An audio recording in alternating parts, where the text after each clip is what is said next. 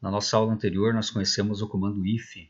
Esse comando if, como nós vimos, ele serve justamente para que a gente consiga executar um determinado bloco de comandos, um determinado conjunto de comandos, através de uma condição. Então, se a condição for satisfeita, ou seja, se o retorno dela for verdadeiro ou for igual a 1, ele irá lá e irá executar aquele comando de conjuntos, aquele conjunto de comandos que nós acabamos colocando ali na tela. Só que os nossos programas, eles tinham um pequeno problema, digamos assim, né? Porque toda vez que a condição era verdadeira, ele acabava executando aquele conjunto de comandos, mas toda vez que a condição fosse falsa, ou seja, que o retorno dela fosse igual a zero, ele simplesmente ele ia lá e encerrava o programa, ou seja, ele não dava nenhum retorno para o usuário, ele não tinha nenhum outro tratamento quando a condição fosse falsa.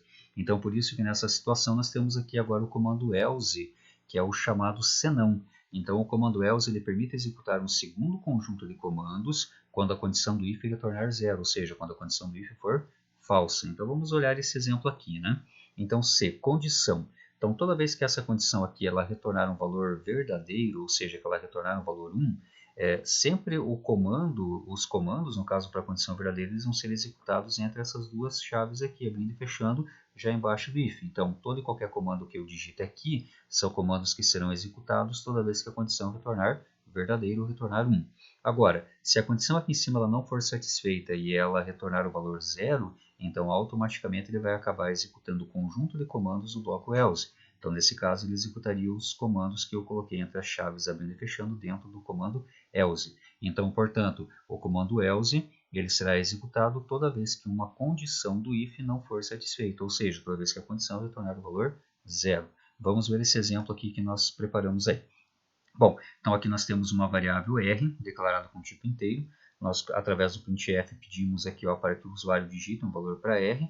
Através do scanf, nós atribuímos o valor digitado no teclado para a variável r. E aqui nós fazemos uma condição.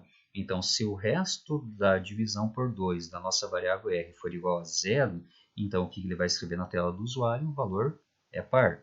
Se não, o valor é ímpar. Então, por exemplo, digamos lá que o usuário digitou o valor 4. Legal, 4 resto 2 é igual a 0, então 4 é um valor par. Agora, se ele vem aqui e digita o valor 5, 5 dividido por 2 não vai dar no caso o resto aqui igual a 0, vai ser resto 1. Então, automaticamente ele vai cair aqui no else e vai lançar a mensagem valor ímpar. Então, trabalhando com esse segundo comando, que é o else, que é um complemento do comando if, ele se torna bem interessante porque você pode executar dois blocos de comandos distintos. Você consegue executar um bloco de comando aqui toda vez que a condição retornar o valor 1 ou retornar o valor verdadeiro, e toda vez que essa condição retornar o valor 0 ou o valor falso, você consegue vir aqui e consegue executar um segundo comando. Uma coisa muito importante que nós não podemos esquecer é o seguinte: a condição ela sempre fica amarrada ao se. Nós não podemos colocar uma condição aqui logo após o else, porque ele já fica subentendido que se a condição for verdadeira, ele vai executar esse comando aqui em cima dentro do bloco verdadeiro. Senão, ele vai ter que vir aqui e vai ter que executar o comando falso.